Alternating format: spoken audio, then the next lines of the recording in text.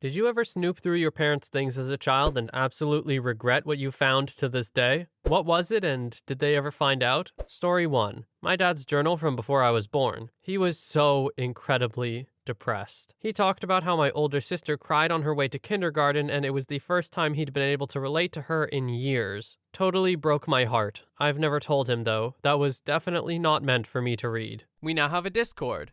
Check out the server in the link in the description. Story 2. I wasn't snooping, but when I was about 14, I was helping my mom do laundry like I did on Saturdays when I was a kid. I went to put away my dad's shirt and found a Costco-sized box of rubbers. It was nearly full. On its own, that didn't bother me. I knew what banging was, and I figured my parents did it. The troublesome bit was the following Saturday when I was helping with the laundry and saw 3 in the drawer instead of 24. I mean, damn guys, it's been a week. I love that this one hits like a 1-2 punch. Like the number 1, you're like, okay, sure, I can live with that. The number 2, you're like, oh no, dude. Story 3. My parents got divorced when my dad was caught cheating on my mom. After the divorce, I went to visit my dad in LA when I was about 13. I decided to snoop through his bin of floppy disks and found a very long story that he had typed out during the divorce. In it, he describes graphic intimate acts with the new woman, how his life would be easier if my mom was to suddenly drop dead. Specifically, that he would fantasize about the police showing up at his door to tell him my mom was dead in a car accident. I also learned how his AOL name that he'd been using for years is actually just an inside joke between him and his now wife about the length of his dong. He still uses that name to this day. He did find out that I saw it, and he explained that at the time of the divorce, he was seeing a therapist who told him to write the story. I think it was meant for the therapist to read and gain some insight into what my dad was going through. Story 4. When I was a kid, there was no such thing as cell phones, and we didn't have magazines, so going to the bathroom was pretty boring. One way I used to entertain myself was by playing with a round piece of rubber that sat in the medicine cabinet. I would poke it, stretch it, spin it on my finger. Wasn't until several years later during Intimate Ed that it suddenly dawned on me that I had been playing with my mother's diaphragm that whole time. Story 5. After my dad passed away, I found some letters sent to him from his family that dated 40 years ago, requesting him to marry his distant cousin so they can keep the family blood pure. He was 32 and she was 11. Side note, Middle Easterns have this weird thing with marrying underage girls who are also your distant or close cousins. I found other letters from his relatives saying that they are cutting ties from him because he refused to marry, and that he is no longer welcomed in the country. They had the power to blacklist him. My dad ran away shortly after the first letter that I mentioned, and met my mom who's Bulgarian, who's also 2 years younger than him, and got married. Honestly, I'm just proud of him. Story 6. Unfortunately, yes. My dad's father was a fighter pilot during World War II.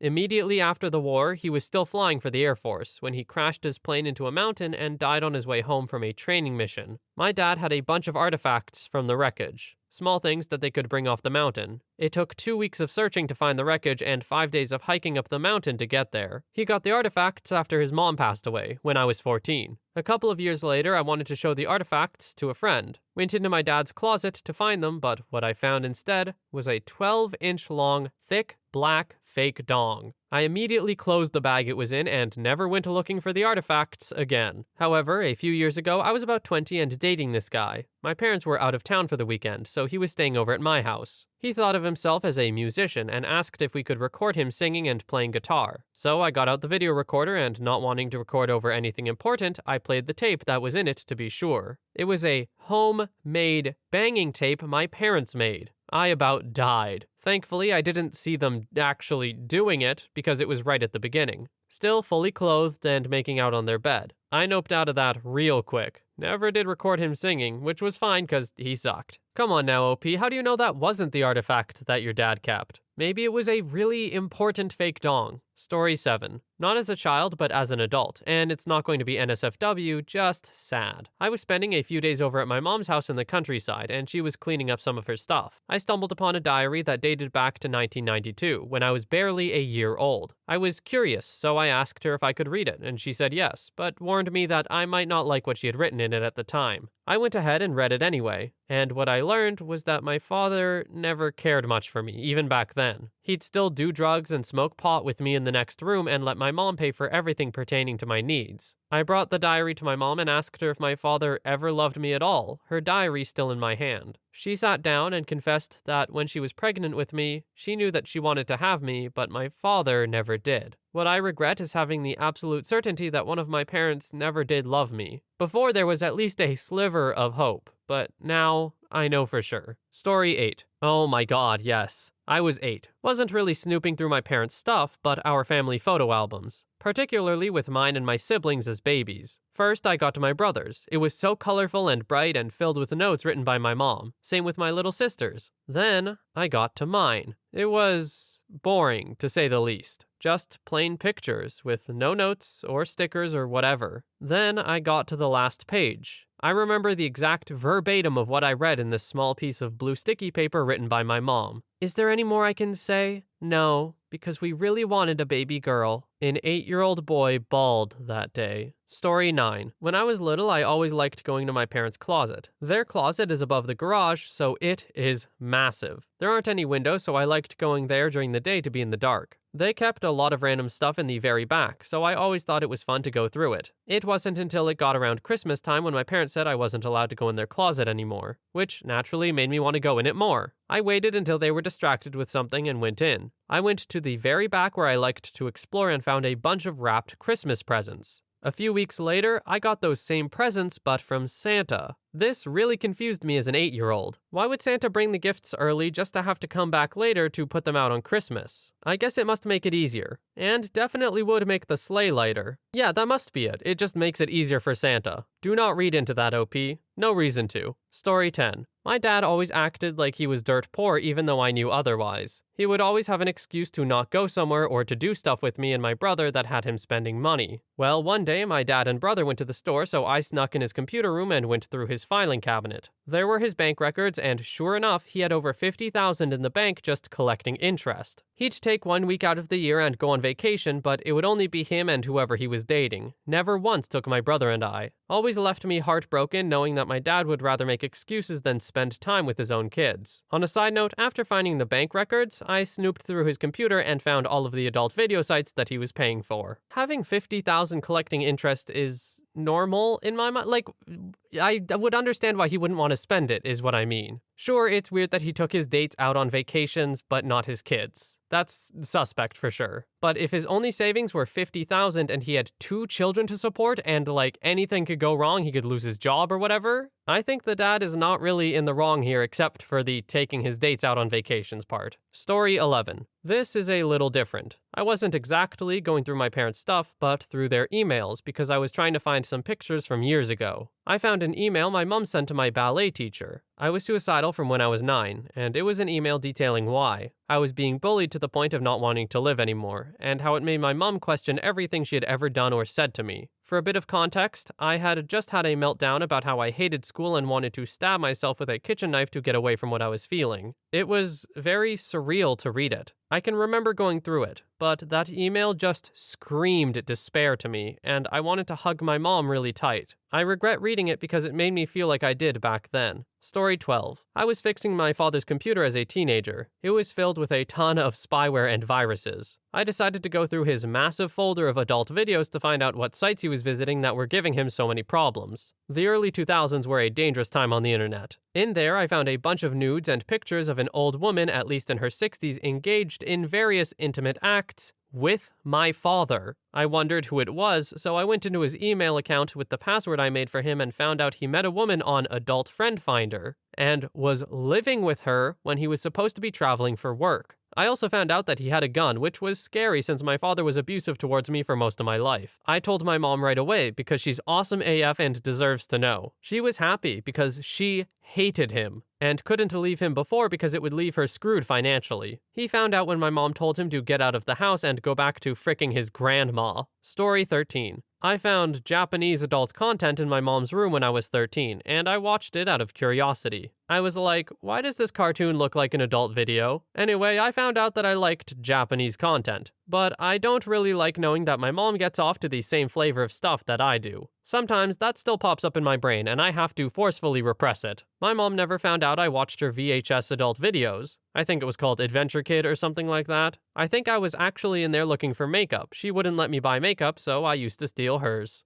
This is somewhat related, but I am just curious of how much of that is actually genetics. Like, are kids predisposed to like the same kinds of things that their parents do in that way? You know what? This is getting really weird to think about really fast. So, never mind, but I still am curious. Story 14. It wasn't my parents, but a friend of mine's parents. His mom was a math teacher. She was short and round. We went over to his house and he said, "I need to show you what I found." So hell yeah, we were in and wanted to see. He takes us to his parents' room and the closet has a padlock on it, but they had mounted it with the screws exposed, so all you had to do to break in was just take the screws out. He takes out the screws and opens the door and immediately goes to a big paper grocery sack. You know, when you go get fast food and the fries are greasy and soak through the bag? It was like that, but it was a full-sized grocery bag that had something in it that was obviously too long to lay flat on the bottom of the bag. You could see the shape of something pushing against the side of the bag about 3 or 4 inches from the bottom. Now, I don't know why he grabbed it barehanded, but he opens the bag and pulls out a hand-carved fake dong. That looks like it was the length and diameter of my forearm. It looked like a short baseball bat with a massive sewing machine motor on it for vibration. It was coated in what looked like really thick lube, like Crisco consistency. This lady was my 7th and 8th grade math teacher, and I could never look at her the same way again. Story 15. Not exactly as a child, but after I went to college, my parents rearranged and put their old bed in my room. It was the type of bed that had a lot of drawers for storage under it, and they were filled with extra winter clothes. One day, I was home on break and looking for some mittens or something, and found a letter that my mom's ex-boyfriend wrote to her when he heard she was moving in with my dad. It was all weird, rambling, nice guy BS, where he tries to pose as sensitive and poetic, while also letting her know that he was butthurt because she refused to live with him when they were dating, and that he hoped it didn't work out between her and my dad. I don't know about their relationship, but at the time the letter was written, they must have been broken up for years, and she was living in a different state. Also, when I was stalked by an ex, she did mention that she could relate, and I think she was talking about him. So obviously he was not a good dude, no matter how much he loved moonlit bicycle rides in the desert or whatever. I have no idea why she kept it, since to get in this drawer it must have been packed up, moved, and unpacked many times. But for the record, my parents have been married for nearly 30 years and are still going strong, so screw you, random dude. This dude is down bad. I honestly kind of forgot that people could be down bad before the internet. They would just have to write about it, and I guess most of the time, with the amount of time a letter took to send,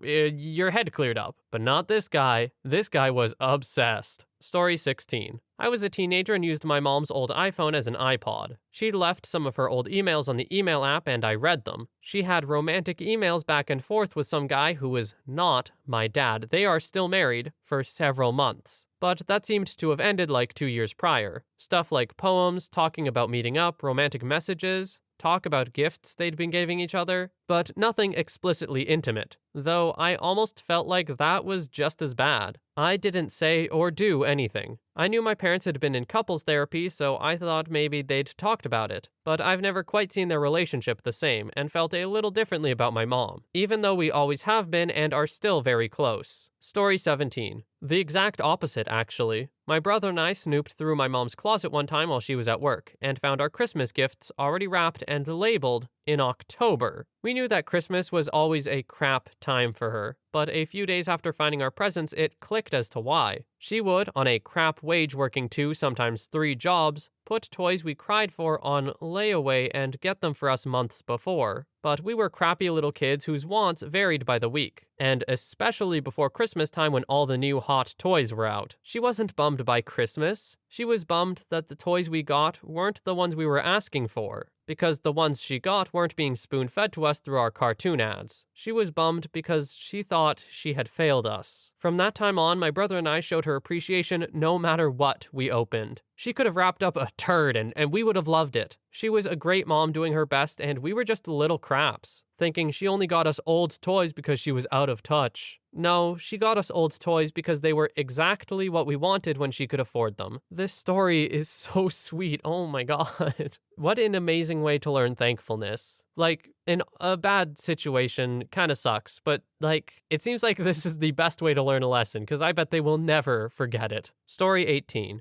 2 stories, one's funny and one's sad. When I was 6, I would steal the change my parents kept in an ashtray next to their bed. I'd make sure they were asleep and do my thieving. Eventually, they caught on and started hiding it. I'd find it and keep stealing. The ashtrays they used came in a set and all looked alike. So when I went snooping one of those times, I found the ashtray on top of the old bulky TVs the early 2000s had. I went to steal, but instead came face to face with all my and my siblings' baby teeth. That was the day I realized the tooth fairy wasn't real, and came to the conclusion that neither was Santa and all the other fairy tales. A couple years ago, my mom had gotten out the box of old memories and pictures she kept from me and my siblings' childhood. We were going through the old pictures and telling stories. She left to go to the store for a little bit, and I stayed to browse through the memory box. When my mom was my age, 20, she had a best friend who had cancer. She died the day after my second birthday. My mom and dad had a really rocky relationship from start to finish, up until they divorced when I was 7. I found a really lengthy letter from her detailing how upset she was that I wasn't able to have a second birthday, and how her friend had died and how her relationship wasn't what she wanted it to be. I was definitely not meant to see this, but it broke my heart. I love my dad, and I'm a lot closer to him than I am to my mom. She can be very aggressive, while my dad is usually more passive. But I know that my mom didn't have the best life and is constantly going through challenging times. Reading her letter about her frustrations really made me realize what all she feels on a daily basis, and all she's had to go through at such a young age. Story 19. At age 14, I found a leather bag filled with drug paraphernalia, brown weed, and a pipe,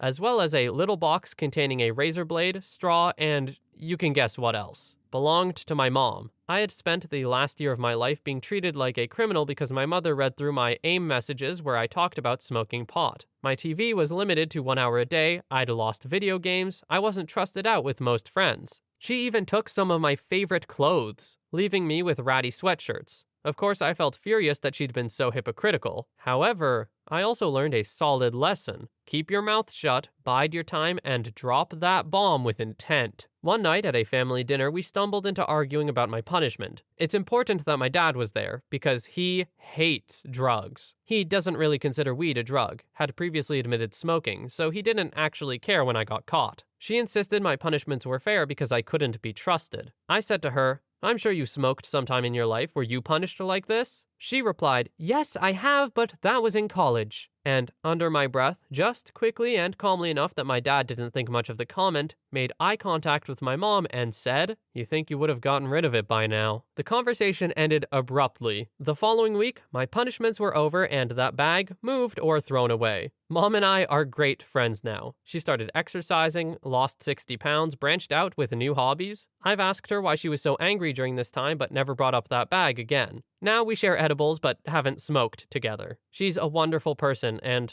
I was probably a nightmare during my teens anyway.